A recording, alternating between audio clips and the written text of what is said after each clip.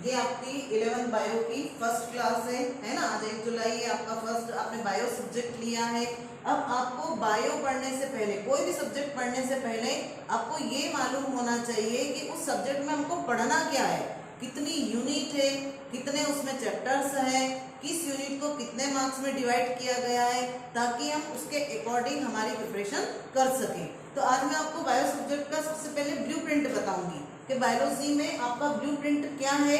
उसके बाद हम अगली क्लास में देखेंगे कि बायोलॉजी होता क्या है, इसमें पढ़ना क्या है हमको। तो हम पहले बात करेंगे ब्लूप्रिंट की। तो ये 11th क्लास का ब्लूप्रिंट है हमारे सामने। इसमें आप देखिए जो यूनिट है हमारी वो 5 यूनिट है। कितनी यूनिट है?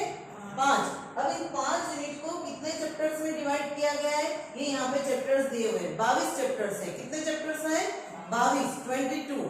अब ये 22 चैप्टर्स जो है उनको किस तरीके से डिवाइड किया है, अब ये सुनिए। ये अभी का आपका ब्लूप्रिंट है, आगे इसमें कुछ चेंज होगा तो आपको हम जरूर सूचित करेंगे, बताएंगे।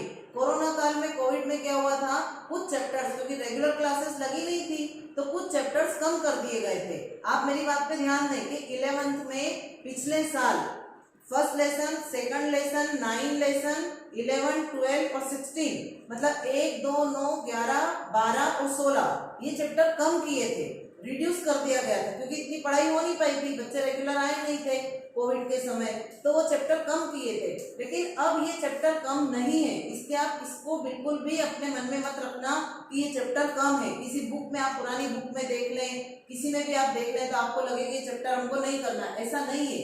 ये चैप्टर भी आपको पढ़ना है, अब पूरा कोर्स करना है। अब कोरोना नहीं है तो आपको पूरा कोर्स पढ़ना पड़ेगा। तो आप देखिए फर्स्ट यूनिट देखेंगे हम। फर्स्ट यूनिट का नाम है जीव जगत में विविधता। जीव जगत, जहां हम रहते हैं, सजीव और निर्जीव सब मिलके हम रहते हैं, सजीवों का संसार है या निर्जीव भी रहते हैं। अब सजीवों में, जीव जगत में विविधता, जैसे आप देखिए यहाँ 10 स्टूडेंट्स बैठे हैं, सपोज करो 10, लेकिन 10 के चेहरे मिलते हैं क्या? नहीं मिलते हैं, सब में विभिन्नता है ना। ऐसे ही यहाँ पे पेड़ पौधे देखेंगे, जीव जंतु देखेंगे तो सब में वेरिएशन पाया जाता है। तो इतनी विभिन्नता क्यों पाई जाती है, ऐसी विविधता क्यों होती है, उन सबका जो है अध्ययन हमको इस यूनिट में करना है, जो 12 अंक की है। कितने अंक की है? 12 नंबर की। और इसमें चैप्टर कितने पढ़ना है हमको? 4। कितने पढ़ना है? 4। 4 चैप्टर में कौन कौन सा पढ़ेंगे? पहले जीव जगत पढ़ेंगे कि जीव जगत क्या है ना, उसमें हमको क्या क्या पढ़ना है।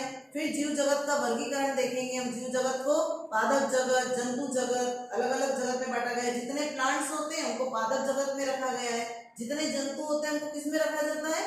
जंतु जगत में। जंतु जगत को प्राणी जगत भी कहा जाता है। फिर उसके बाद में इनको भी अलग अलग भागों में बांटा गया है, जैसे वनस्पति जगत। तो वनस्पति जगत मतलब पूरा पेड़ पौधों के बारे में हमको पूरा उसमें, अब इतने सारे आप ग्राउंड में बाहर देखिए तो आपको पूरा नीम का पेड़ भी दिखेगा और एक छोटी सी घास भी दिखेगी। वहीं पे आपको एक कुकुर मुत्ता भी दिख जाएगा। वहीं पे आपको क्या दिखेगा? काई जमी हुई भी दिखेगी ना।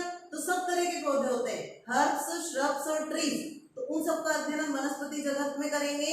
फिर वनस्पति जगत के अंदर छोटे छोटे सब भागों में हमको डिवाइड करके हर उसका अध्ययन करेंगे। फिर ऐसे ही प्राणी जगत का, अब प्राणी जगत में हाथी भी आता है और चींटी भी आती है ना। फिर किसको कौन से वर्ग में रखा जाता है? जैसे हम मनुष्य है, हमको स्तनधारी वर्ग में रखते हैं। कौन से वर्ग में? स्तनधारी वर्ग में रखा जाता है। मक्खी है, मक्खी होती है। मक्खी क्या है? एक प्रकार का, क्या है? एक प्रकार का छोटा सा पक्षी है, कीट है ना। तो जैसे क्या होता है, कोई कीड़े होते हैं, जैसे आर्थ्रोपोडा है, तो आर्थ्रोपोडा में क्या क्या आता है? काकरोच आता है ना काकरोच। तो काकरोच को आर्थ्रोपोडा में रखा जाता है। इस तरह से छोटे अनेक जीव जंतु होते हैं, बड़े भी होते हैं। तो सबके लिए अध्ययन करने के लिए अलग अलग क्लास होती है, तो उनका अध्ययन हम प्राणी जगत में पढ़ेंगे। फिर सेकंड यूनिट है पादप व प्राणियों में संरचनात्मक संगठन। पादप व प्राणियों में संरचनात्मक संगठन मतलब जो पादप मतलब एक प्लांट है, पौधा है, उस पौधे में जड़, तना, पत्ती, पुष्प और फल, उन सब का पूरा अध्ययन करना। जड़ें कितने प्रकार की होती है, तने कैसे होते हैं, है ना, तने की आंतरिक संरचना कैसे होती है, बाह्य संरचना कैसे होती है, फूल कितने प्रकार के होते हैं, फूल की पूरी एनाटॉमी, आंतरिक संरचना, उनकी बाह्य संरचना, वो सब हमको इसमें पढ़ना है। ऐसे ही प्राणियों का भी, जंतुओं के बारे में भी पढ़ना है, जैसे काकरोच है, केंचुआ है, इनका मेंढक है, इनका पाचन तंत्र, इनका नर जनन तंत्र, इनका मादा जनन तंत्र, ये सब हम इसके अंतर्गत पढ़ेंगे इस यूनिट में, सेकंड यूनिट में। पहले में तो हमने देख लिया कि जीव जगत में इतनी विविधता पाई जाती है कि इतने सारे पेड़ पौधे, इतने सारे जीव जंतु सब पाए जाते हैं, इनको कहाँ कहाँ रखें, सब अलग अलग वर्ग में रखना पड़ते हैं, अलग अलग संघ में रखना पड़ते हैं, वो पढ़ेंगे। इसमें हम उनकी आंतरिक संरचना, एनाटॉमी, बाह्य संरचना और आंतरिक संरचना, ये सब पूरा उनका देखेंगे। ये 14 नंबर की है और इसमें 3 अध्याय है। कितने? 3 कौन कौन से? पुष्पी पौधों के आकार की, ऐसे पौधे जो फ्लावरिंग प्लांट होते हैं जिनमें पुष्प पाए जाते हैं, पुष्पी पौधों का शरीर, उनका पूरा शरीर, आंतरिक संरचना, एनाटॉमी, और प्राणियों में संरचनात्मक संगठन, कि उनमें संरचनात्मक संगठन कैसे होता है, कौन सी चीज कहाँ पे पाई जाती है, तो ये सब हम इसमें देखेंगे। थर्ड, कोशिका संरचना एवं कार्य। कोशिका पता है आपको क्या होती है? कोशिका हमारे जीवन की मूलभूत आधारभूत इकाई है। कोशिका से क्या बनता है? हमारा पूरा शरीर का निर्माण होता है आखिरी में जाके। तो ये जो कोशिका है कितने प्रकार की होती है? पादप कोशिका, जंतु कोशिका, प्रोकैरियोटिक, यूकैरियोटिक होता है ना। फिर दोनों की आंतरिक संरचना, दोनों में अंतर, ये सारी चीजें इस कोशिका, इसमें पढ़ना पड़ेगा। फिर कोशिका चक्र होता है। कोशिका चक्र मतलब एक कोशिकाओं में चक्र चलता है, समसूत्री विभाजन होता है, अर्धसूत्री विभाजन होता है, जिसके कारण कोशिकाएं वृद्धि करती है। कोशिकाएं क्या करती है? वृद्धि करती है, जनन करती है। तो इन सब में जो साइकिल चलते हैं, माइटोसिस, मियोसिस, वो सब हम इसके अंतर्गत पढ़ेंगे। ये 12 नंबर की है, इसमें 3 चैप्टर पढ़ेंगे, ठीक है। फिर नेक्स्ट आता है पादप कार्मिकी, प्लांट फिजियोलॉजी।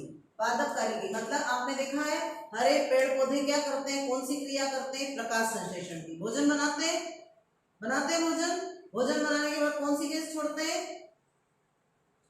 प्रकाश संश्लेषण की क्रिया करते हैं, भोजन बनाते हैं। फिर हरे पौधे कौन सी गैस छोड़ते हैं? ऑक्सीजन। कौन सी गैस छोड़ते हैं? ऑक्सीजन। तो पौधों के द्वारा भोजन बनाने की क्रिया कहलाती है प्रकाश संश्लेषण। लेकिन हमको उसको पूरा पढ़ना है। अभी तक तुमने बस इतना ही पढ़ा है 10th तक कि प्रकाश संश्लेषण क्या होता है, लेकिन अब आपको पूरा देखना है कि प्रकाश संश्लेषण क्या है, ये कितने चरणों में होता है, ये कौन से ऑर्गन में होता है। जैसे हमारे घर में खाना बनता है, तो कहाँ बनता है खाना? किचन में। कहाँ बनता है? ऐसे ही कोशिका के अंदर जो पादप कोशिका होती है उसके अंदर अलग अलग कमरे होते हैं जिनको कोष्ठ कहते हैं। तो ऐसे ही कमरा होता है, उसमें हरित लवक, उस हरित लवक के अंदर भोजन बनता है। क्या बनता है? इसकी क्रिया होती है प्रकाश संश्लेषण की, तो उसको कहते हैं कोशिका का रसोई घर। याद रखना, ये छोटे क्वेश्चन आते हैं कंपटीशन एग्जाम में। कोशिका का रसोई घर क्या कहलाता है? हरित लवक, क्लोरोप्लास्ट जिसको कहते हैं, जिसके कारण पादप कोशिका का रंग हरा भी होता है ना। तो इसके तो हमको ये सब पढ़ना है पादप कार्मिकी के अंतर्गत कि प्लांट फिजियोलॉजी में पौधे सांस कैसे लेते हैं, पौधे जनन कैसे करते हैं। जनन भी करते हैं, तभी तो एक पौधे से नए परागण की क्रिया होती है कि नहीं होती है? भंवरे आते हैं, पराग कणों को उठा के ले जाते हैं, फिर वो दूसरे पुष्प में ले जाके डाल देते हैं, तो नया पुष्प बनता है कि नहीं बनता है? तो पौधों में निषेचन, पौधों में उत्सर्जन, पौधों में श्वसन, पौधों में प्रकाश संश्लेषण, ये सारी क्रियाएं हमको इसमें पढ़ना है, पादप कार्मिकी। इसको इंग्लिश में कहते हैं प्लांट फिजियोलॉजी। आप एक बात ध्यान रखना कि बायोलॉजी सब्जेक्ट ऐसा है कि जिसमें टेक्निकल टर्म्स होती है, जो टर्मिनोलॉजी, उनको आप इंग्लिश में याद रखें। आगे जाके आपको कॉलेज में, हायर एजुकेशन में ये कुछ भी काम नहीं आएगा। समझ में आया ना? तो आप इंग्लिश का भी याद रखें। आप हिंदी मीडियम के स्टूडेंट हैं, हिंदी का तो करें ही, पर साथ में इंग्लिश में भी याद रखना है। तो पादप कार्मिकी मतलब प्लांट फिजियोलॉजी, ठीक है। फिर उसके बाद में हम आगे देखेंगे तो हमको देखना है मानव शरीर विज्ञान। ये 5वीं यूनिट हमारी 18 नंबर की और इसके 7 अंक है, तो 7 चैप्टर है इसमें। तो मानव शरीर विज्ञान, जैसे अभी मैंने आपको बताया प्लांट फिजियोलॉजी, ऐसे हमारे शरीर की फिजियोलॉजी, हमारे शरीर का विज्ञान। आपने देखा है हम सांस लेते हैं, श्वसन की क्रिया करते हैं ना, भोजन ग्रहण करते हैं, उसके बाद पाचन की क्रिया करते हैं, फिर उसके बाद जो बचा हुआ भोजन है उसको अवशोषित कर लेते हैं, बाकी पदार्थ को बाहर निकालते हैं, तो उत्सर्जन की क्रिया होती है। हमारे शरीर में ऑक्सीजन और CO2 है ना, दोनों का परिवहन होता है ब्लड के माध्यम से, तो वो परिवहन तंत्र कहलाता है। हमारा सोचने समझने की शक्ति जो हमें होती है, सारा हम जो अभी बोल पा रहे हैं, जो सोच रहे हैं, जो देख रहे हैं, वो तंत्रिका तंत्र होता है, मस्तिष्क है। तो ये सारे सिस्टम आपको सब पढ़ना है 11th में। अभी आपने छोटा छोटा पढ़ा है, अब आपको ब्रॉड पढ़ना है कि पाचन तंत्र क्या है, परिसंचरण तंत्र क्या है, उत्सर्जन तंत्र क्या है, प्रजनन तंत्र क्या है, श्वसन तंत्र क्या है, तंत्रिका तंत्र क्या है। तो आपको ये सारे सिस्टम पढ़ना है, ठीक है। ये सारे तंत्र जो भी हैं, ये सब हमारे आएंगे मानव शरीर विज्ञान में, मतलब हमारे शरीर के बारे में। हमारा कंकाल तंत्र पूरा, कि हमारा जो मनुष्य का शरीर है उसमें कितनी हड्डियां होती है, कितनी, हाँ बोलो बोलो, 206 हड्डियों से बना होता है। अब कौन सी हड्डी कहाँ स्थित है, किस हड्डी का नाम क्या है, आपको ये भी देखना है कि ये हड्डी है तो ये क्या कहलाती है, पैर की है तो ये क्या कहलाती है, शरीर की सबसे बड़ी हड्डी का नाम क्या है, फीमर, जांघ की, ऐसी छोटी छोटी चीजें। तो ये आपको इसके बारे में पढ़ना है इस चैप्टर में, यूनिट में, ठीक है। तो इस तरह से आपके 12, 14, 18 मिला के 70 हुए, कितने हुए, 70 अंक। तो आपका 70 का पेपर होगा थ्योरी का, 70 नंबर का, 30 नंबर का आपका होगा प्रायोगिक। तो 70 और 30 मिला के 100 नंबर का पेपर होगा। 100 नंबर का क्या होगा, पेपर। केमिस्ट्री में भी ऐसा ही है, फिजिक्स में भी ऐसा ही है, 70 की थ्योरी 30 का। अभी तक तो यही डिसाइडेड है, आगे कुछ चेंज होता है तो कह नहीं सकते। और उसके बाद में 22 चैप्टर पढ़ना है, चैप्टर कुछ भी कम नहीं हुए, इसलिए आप उसमें नहीं रहे कि कोई चैप्टर कम हुए, आपको पूरा कोर्स पढ़ना है। तो आपको समझ में आ गया। अब हम सबसे पहले स्टार्ट करेंगे हमारी क्लास में जीव जगत में विविधता, फर्स्ट यूनिट, जो कि 12 नंबर की है और जिसमें हमको 4 चैप्टर पढ़ना है।